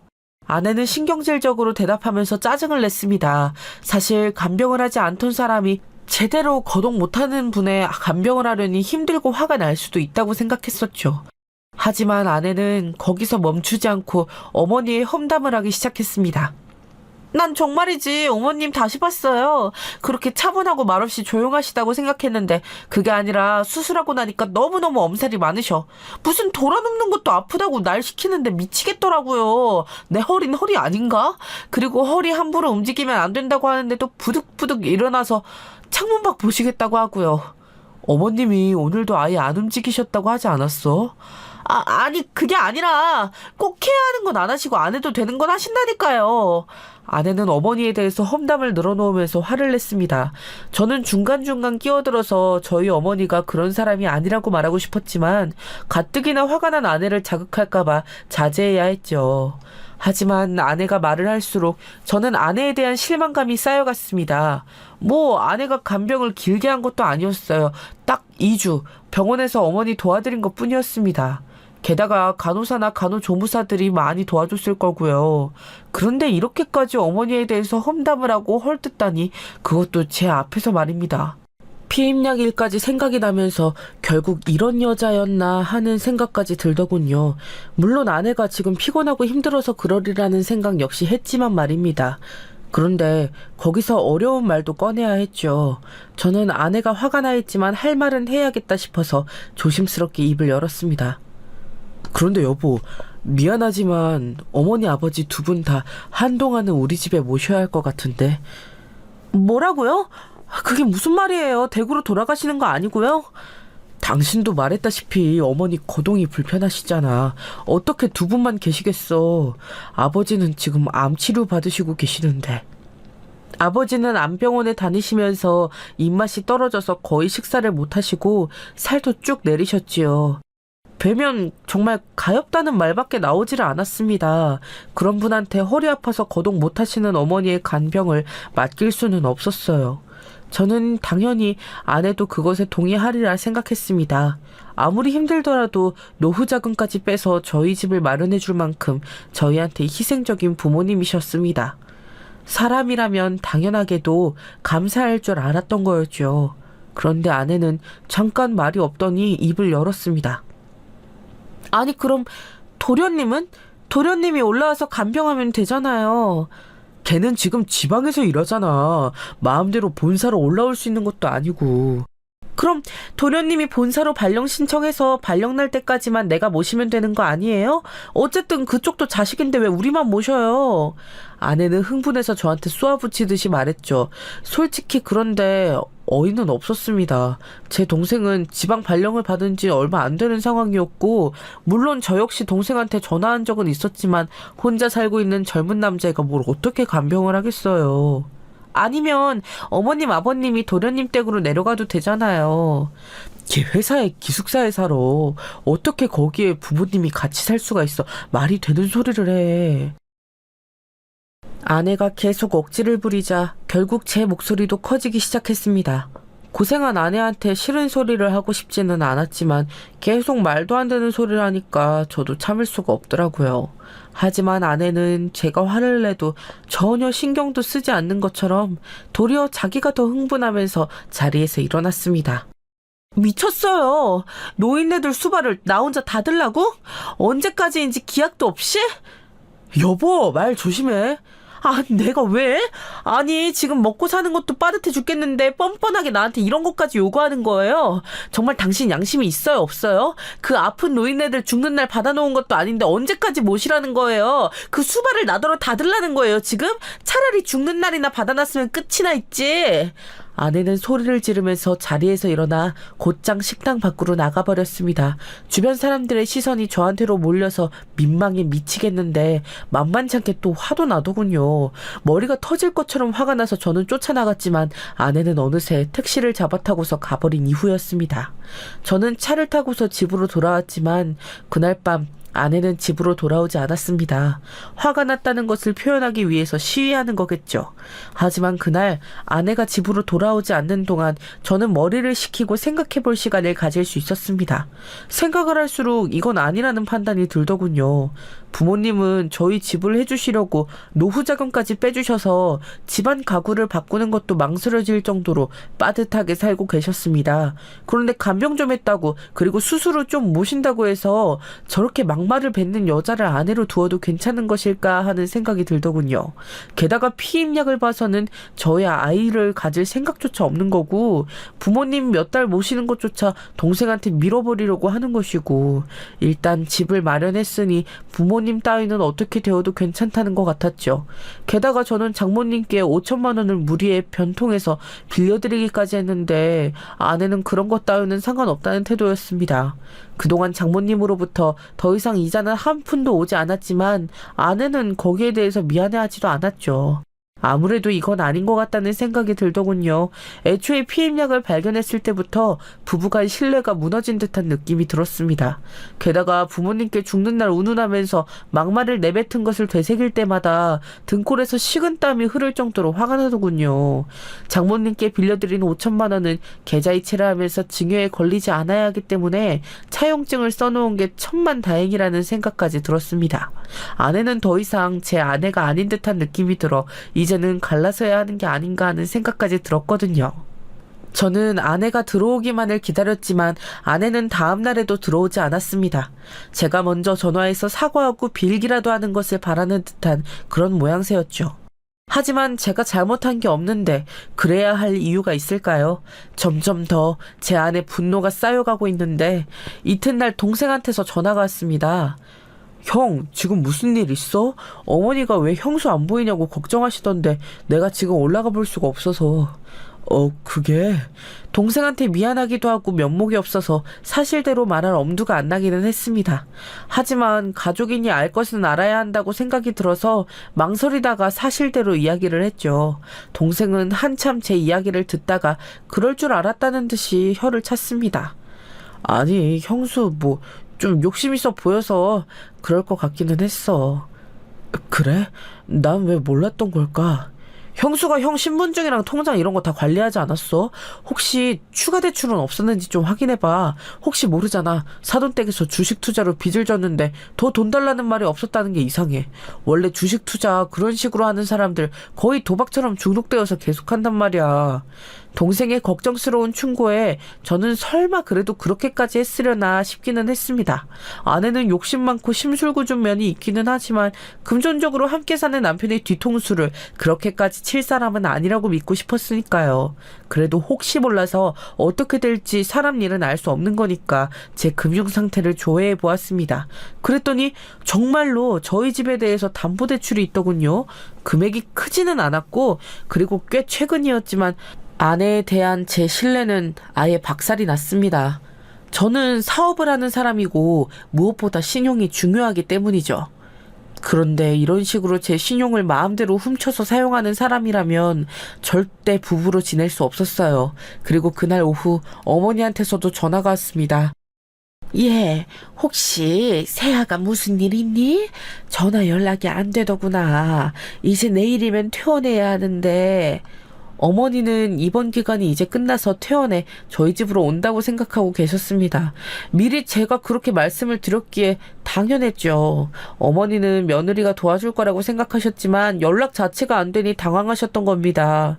저는 어머니가 충격받지 않으시도록 일단 상황을 부드럽게 돌려서 설명해 드렸습니다. 아내와 더 이상 신뢰가 없다는 생각이 든 이상 이제는 더 같이 살기 힘들게 되었다는 사실을 중점적으로 설명드렸죠. 부모님에 대한 태도가 중요한 이유 중 하나였지만 일단 그 부분은 제외했습니다. 어머니가 괜히 죄책감을 느끼실지도 모르는 일이었으니까요. 어머니는 처음에 상당히 충격을 받으신 것 같았습니다. 피임약 이야기도 굉장히 충격이었을 거고 처갓집에 5천만 원을 빌려준 것도 부모님은 모르시는 일이었으니까요. 게다가 제가 모르게 제 이름으로 돈을 추가로 빌렸다는 사실까지 말씀드리니 정말 너무 놀라신 것 같았어요. 어머니, 저 이렇게 제 명의로 장난치고 돈으로 신뢰 잃은 사람하고는 못 살겠습니다. 그것도 아예 의도적으로 이렇게 저를 속이는데 제가 더 봐줘야 할 이유를 잘 모르겠어요. 어머니는 차마 생각도 못했던 일이었는지 아무 말도 못하셨습니다. 저는 일단 어머니를 부모님 댁으로 모셔갔어요. 그리고 간병인을 부르기로 결정했죠. 그나마 사업이 궤도에 올라서 수익이 조금씩 더 나고 있었으니 간병인을 불러도 어느 정도는 버틸 수 있다는 계산 하에서였습니다. 어머니 아버지는 너무나 미안해하셨지만 그 방법 외에는 어쩔 도리가 없었어요. 동생이 올라올 수도 없었고 바쁜 제가 간병을 해드릴 수도 없었습니다. 아내가 어느 정도만 돌봐드리면 괜찮았을 텐데 그것도 화를 내면서 막말을 퍼부었던 거니까요. 심지어 아예 제 명의를 빼돌려서 대출까지 받은 걸 안 이상에는 아내를 봐줄 생각이 없었죠. 제가 며칠이 지나도 전화를 하지 않자 뒤늦게 아내가 집으로 들어왔습니다. 아내는 도끼 눈을 뜨고서 저를 노려보면서 대뜸 물었죠. 어머님, 아버님은요? 그 사이에 모셔온 거 아니죠? 나 그럼 당신하고 정말 이혼할 거예요. 이혼? 말 잘했네. 이혼이라고 했지? 저는 어처구니가 없더군요. 자기가 내 명예를 빼돌려서 거짓으로 대출까지 받아놓고서 이렇게 적반하장으로 나오다니. 아내는 제가 조금도 숙이는 기색이 없자 당황하는 눈치였습니다. 저는 여태까지 어리고 미인인 아내한테 단 한 번도 정색하고 싫은 소리를 마구 쏟아낸 적이 없었죠. 그래서 제가 진짜로 화내는 모습을 보지 못했을 겁니다. 그때도 저는 그다지 목소리를 높이면서 화를 내고 싶은 생각은 없었습니다. 어차피 그래봤자 이 여자하고 신뢰관계가 깨진 마당에 아무 관계도 아니니 뭐가 해소될 일도 없었으니까요. 당신 장모님께 빌려드린 5천만 원 내놔. 뭐라고요? 아내는 당황해서 말을 더듬기 시작했습니다. 장모님께 빌려준 5천만 원은 그때 이후로 저는 입에 올린 적이 없었어요. 치사하게 느껴질까봐 도리어 조심하는 편이었죠. 하지만 아내가 저렇게 나오는데야 제가 조심할 필요가 무엇이 있을까요? 지금 그게 왜 나와요, 갑자기? 지금 그 빌려준 돈으로 날 협박하는 거예요? 그렇게 치사하게 굴 거예요, 정말? 나 진짜 당신하고 이혼하는 수가 있어요. 아내는 되도 않는 이혼 협박으로 저한테 도리어 협박을 하더군요. 그러면 누가 무서워할 줄 알았던 모양이죠. 저는 코웃음이 나서 물끄러미 아내를 보다가 고개를 끄덕였습니다. 그래, 뭐 당신이 원한다면 이혼하지. 지금 당장. 그리고 돈 갚아. 뭐라고요? 아내는 너무 놀란 얼굴로 저를 바라봤습니다. 당연히 그동안 아내를 사랑한다고 매번 져주기만 했던 남편이었던 저하고는 완전히 다른 행동이었죠. 아내는 이럴 리가 없다는 듯한 눈으로 저를 바라보다가 계속 말을 바꾸어 이혼한다며 협박을 했지만 저는 잘 되었다는 듯 계속 이혼하자고 했습니다. 실제로도 아내와 이혼할 생각이었고요. 슬슬 제가 진심인 것을 깨달았는지 아내의 얼굴빛이 어두워지기 시작했습니다. 이혼하고서 바로 5천만 원 내놔. 안 그러면 처갓집이고 뭐고 상관없이 법적인 절차 밟을 거니까. 제가 차갑게 말하자 아내가 비로소 현실 감각이 들었는지 벌벌 떨기 시작했습니다. 그때쯤 되니 불쌍해 보이지도 않더군요. 같이 임신하자면서 피임약을 먹고 저희 부모님께 막말을 퍼붓고 제 명의로 대출을 받고 어처구니가 없었습니다. 아니 5천만 원도 아니네. 내 명의로 추가로 대출받은 것도 내놔야지. 그리고 명의 도용했으니 거기에 대해서도 법적인 책임 물을 거야. 제가 그 말을 하자 아내는 그것도 들켰다는 사실을 그제야 알았던 것 같아요. 아내는 곧 제 바지가랑이를 잡고서 늘어지기 시작했습니다. 여보, 미안해요. 미안. 아니, 그건 내가 그러려던 게 아니고, 정말. 너무 급해서. 이거 나. 여보, 정말로요. 제가 미안해요. 그건 진짜 고의가 아니었어요. 고의가 아니면 그게 뭔데? 말이 되는 소리를 해. 이혼 안 하면 법적 조치 들어갈 거고, 이혼하고서 당장 돈 갚지 않으면 바로 또 조치 들어갈 거야. 알아서 해. 저는 단 한 발도 물러서지 않고 강경하게 말했습니다. 아내는 그제야 정말로 상황이 급박한 것을 알고서는 울며 불며 매달렸지만 저는 그 이상 아내와 함께 살고 싶은 마음이 없었어요. 단지 부모님을 잠시 간병하라는 말에도 저렇게까지 막말을 해대는데, 그리고 노후 자금까지 빼서 집을 사주신 부모님 은혜도 그렇게 잊어버리는 여자인데 나중에 어떤 식으로 돌변할지 알 수가 없는 노릇이었습니다. 당연히 함께 살 만한 사람이 아니었죠. 아내는 며칠 동안이나 계속해서 울면서 저한테 매달렸지만 저는 그녀를 못 본 척했습니다. 제가 퇴근할 때마다 정성을 다한 밥상이 차려져 있었고 곱게 화장을 한 아내가 제 팔에 매달리면서 다시 생각해달라고 애원했지만 저는 결정을 바꿀 생각이 없었어요. 결국 아내는 이제 제 마음이 완전히 돌아섰다는 것을 깨닫고 이혼 후 돈을 갚을 시간적 여유만이라도 달라고 애원했죠. 저는 유예기간을 주겠지만 반드시 한 달에 얼마씩 꼬박꼬박 갚아나가야 한다는 조건을 달았습니다. 만약 돈이 안 들어오면 바로 문제 삼겠다고요. 아내는 알겠다면서 결국 저와 이혼 절차를 밟고서 집에서 짐을 싸서 나갔습니다.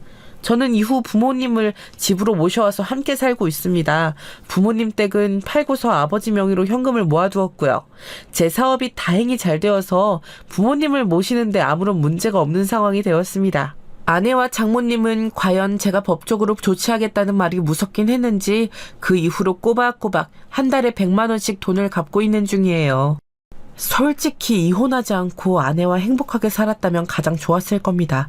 하지만 그런 사람과 길게 살 수는 없었어요. 여러분도 곁에 있는 사람을 너무 믿지 마시고 언제나 객관적으로 냉정하게 다시 생각해 보시기를 바랍니다.